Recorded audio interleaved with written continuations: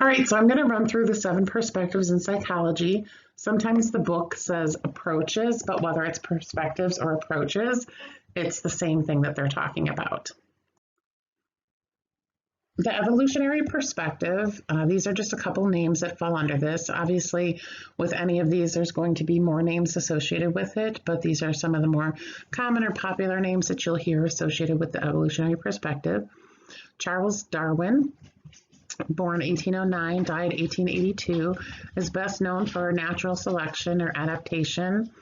Survival of the fittest is not something that he coined as a term, but something that we kind of came up with outside of his theory.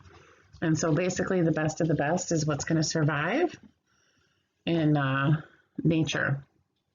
So for example, we don't have any short-necked giraffes anymore because they were in competition with the long necks. So the long necks can access food from the top of the trees and the bottom of the trees versus the short necks, only the bottoms.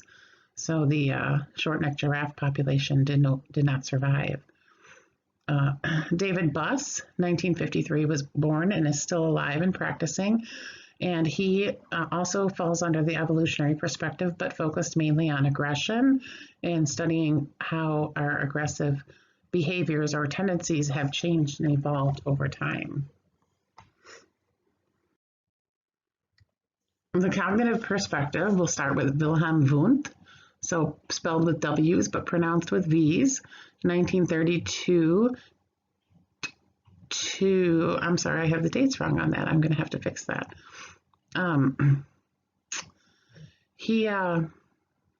Structuralism is Wundt's theory, or what he's most known for. So the structure of something. He's often compared to William James, who is the founder of American psychology and practiced around the same time as Wilhelm Wundt. I believe Wilhelm Wundt should be 1832, not 1932. That should be the correct date. And so the structuralism and functionalism with James kind of go hand in hand with each other. So Wilhelm Wundt would be wanting to know how the structure of something, such as the body, is made up. So the structure of the body is, the bones and the muscles and the inner workings of the brain, versus James would want to know the how to it, so how the mind functions in response to different situations. Piaget, 1896 to 1980, is best known for his 4 stages of development: sensory, motor, pre-operational, concrete operational, and formal operation. So he focused these on birth through adolescence. So these will come up again in the development chapter. Aaron Beck is best known for the depression inventory. He's the first guy to put it on paper to tell us how to assess for those that are feeling depressed. Ebbinghaus is in the memory chapter and known for the forgetting curve. So basically, the longer you go without reading or studying the material, the more likely you are to forget. Even after, like if you learn something in the morning, let's say we were in class and you were going to try and remember that information later on that day, you've already lost about 30% of the knowledge. Alfred Binet is the reason why we have our standardized tests. He created the standardized test to try and assess a level of intelligence or understanding. So the tests that we take starting in 3rd grade, like the ISATs, would be part of this standardized type of test. And then things like the ACT or the SAT, the Plan, the Explore that you take in high school would fall under this as well. So you can see only Freud is listed underneath the psychoanalytic perspective. So psychoanalytic, psychodynamic, psychoanalysis is all Freud. These are a few of the things that he's known for. Psychosexual stages of development are similar to Piaget. Freud came up with these stages for birth through adolescence as well. They are the oral, anal, phallic, latency, and genital stages. The unconscious mind, he focused a lot about, feels that most of our thoughts come from the unconscious part of our mind, and that we're not really aware of the decisions we make or why we make them, but they're driven from the unconscious part. The id, ego, and superego are also part of this. Both of this unconscious mind and id, ego, and superego will come up in the states of consciousness chapter, so we'll go over more of that when we do that. And then psychosexual stages, I would think would be in the development chapter, but he's not. He's in the personality chapter is where they have the psychosexual stages. And then the other thing I don't have in here, which is also in the personality chapter, is his defense mechanisms. The defense mechanisms are in the personality chapter, and things like denial and repression and projection, those types of things. So we'll get into that when we do the personality chapter. The humanistic chapter is Maslow, Frankl, and Carl Rogers. Hierarchy of needs is what Maslow is most known for. He created the pyramid. So the pyramid moves from bottom to top. So at the bottom, you have your basic needs in life that are met. These are the physiological, such as making sure you get adequate sleep and that you have clothes and shelter. The next one is the safety needs. And so making sure that you have secure employment, that you're healthy. And then you move to love and belonging, which is making sure that you have those relationships in your life that offer that. And then the esteem is more about not just having good self-respect for yourself, but being respected by other people is part of that esteem needs. And then the top of the pyramid is self-actualization. And so that's when you've basically perfected yourself in life. And Maslow feels that only 2% of the population ever reach this stage. You basically move up and down these all throughout life. And so if you lose your job, or like we're facing today with this coronavirus situation and being on kind of lockdown, a lot of people have lost their jobs. So if they were at the love and belonging or esteem level, then they would have been knocked back down to this level 2, the safety, until they secure some type of employment and financial security again. Viktor Frankl is best known for writing the book Man's Search for Meaning. He spent some time in a concentration camp when he was young and managed to survive, and wrote this book that, even though he faced this, horrific situation and time, he was able to still find purpose and meaning in it. Carl Rogers focuses a lot on self-worth and client-centered therapy. So you're evaluating the person or the individual where they're at and trying to build their self-worth and focus on them as a person and where they're at this moment in time. The biological or neuroscience perspective, these are a few names that would fall underneath this. Eisnick is in the personality chapter, so he studies our personality traits as they pass through the genes from one generation to the next. Sir Francis Galton does the same thing as Eisnick, but in terms of intelligence. So he wants to know how our intelligence is passed from one generation to the next. Some of our intelligence is inherited, but not all of it. We still have the ability to learn. Thomas Young is in the sensation and perception chapter, and he focuses on effects of light on the eye, and so how the light that we take in affects us as well. These are a few names under the sociocultural perspective. Also the social psychology chapter, or there's a class called social psychology as well. Vygotsky is often compared to Piaget because they were born and lived at the same time.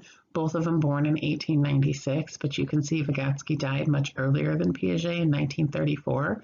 So he was only 37 years of age and got sick and died, versus Piaget died in 1980. So he had basically a whole nother lifetime on top of Vygotsky to study and learn. The ZPD stands for Zone of Proximal Development. So we all have a baseline knowledge, and the teacher or somebody like a teacher wants us to get to a higher level of knowledge. And that space in between is known as the ZPD. Vygotsky is often criticized because he doesn't have stages of development. Now, had he lived longer, he probably would have developed some type of stages. Most of your psychologists prefer stages and saying, at this age, this should be happening. Stanley Milgram, obedience to authority, he does the teacher and the learner and the shocks. And so this machine that goes up to like 450 volts, and the teacher is supposed to give shocks to the learners for wrong answers. And so there's no shocks that are really being given, but the idea is, are you going to listen to the authority figure who's like sitting in the room in a white lab coat telling you you have to continue, this is what you signed up for, or are you going to stop and not continue to give shocks? Philip Zimbardo, 1933, he's still alive today and practicing, is best known for the Stanford prison experiment. And so it was basically a luck of the draw, whether you became a prisoner or a guard, and he built this mock prison, this fake prison in the basement of Stanford University. And it was supposed to go on for 14 days and was called off after 6 days because the prisoners were having mental breakdowns. Basically, there was no line drawn as to what type of treatment the guards could, do or give the prisoners. And so without that, kind of authority saying, hey, you're taking this too far, prisoners were having breakdowns from it. So they called it off after 6 days.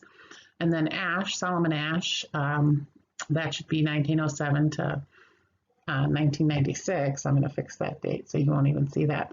But conformity is what he is known for. And he did the line test. And so there's basically like 6 or 7 guys sitting in a row, and everybody's in on it except for one person. And you're supposed to look at the lines and say, does line A match line 1, 2, or 3? And so the person that was not in on it would be sitting in like maybe the 4th spot. So are you going to go along with the group and give wrong answers, or are you going to stand alone and give the right answers? So we'll look at that experiment when we do the social psych chapter as well. And this last slide, behaviorism or perspective, or this is from the learning theories chapter in your book. Pavlov is best known for the salivating dog experiment, classical conditioning. John Watson is also classical conditioning, but instead of using a dog, he used a baby, little Albert. And so basically you're conditioning people to respond to different stimuli, but still the same response. So Pavlov got the dog to salivate to the sound of a bell. The dog first salivates to the meat or the food or the bone, and then is conditioned to salivate to the sound of the bell after pairing the meat with the bell. John Watson conditioned little Albert to be fearful of essentially furry things. He would ring this loud bar behind little Albert, which would make little Albert cry. And then he would pair the furry things. So like he used a white rat, a monkey, a dog, a fur coat, that type of thing to pair with this loud noise. And then little Albert became fearful of all these things that were presented to him. Skinner is operant conditioning, and Skinner talks about positive and negative reinforcement and positive and negative punishment. And you'll hear me say this over and over again when you do the learning theories chapter, but don't think of positive and negative as good and bad. Think of it as adding and subtracting. When you reinforce behavior, you want to get the behavior to continue, and when you punish, you want the behavior to stop. It doesn't matter if you're adding or subtracting something from the situation. Thorndike followed Skinner with operant conditioning. He worked with cats in a puzzle box. He's best known for the law of effect. So he was looking for insight. So he'd put the cat in the box and wait to see if the cat was just going to get out of the box by chance, or whether he was going to use some type of thought process behind it, and used food as a motivator just outside the box so the cat would want to get out. Most of these theorists would keep the animals a little bit underweight so that they were always hungry and working for food. Albert Bandura is the Bobo doll, is what he's best known for with his experiment, or social learning theory, or observational learning. You might hear it called. The Bobo doll is like a big doll that's blown up and, sorry, that was the dog, blown up and weighted at the bottom with sand or water, and when you punch it, it pops back up. So he had an experimental group and a control group. The experimental group watched the adult beat up on the doll and then was allowed to go play in the room, and the control group didn't watch the adult and was still allowed to go and play in the room.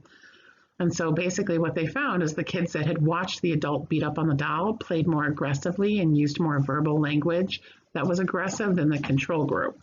So we can say that there's a correlation between watching other people act aggressively and doing so, but we can't say that it causes it because there's too many other things that might be going on in a child's life or anybody's life that could cause them to be aggressive or show aggressive tendencies.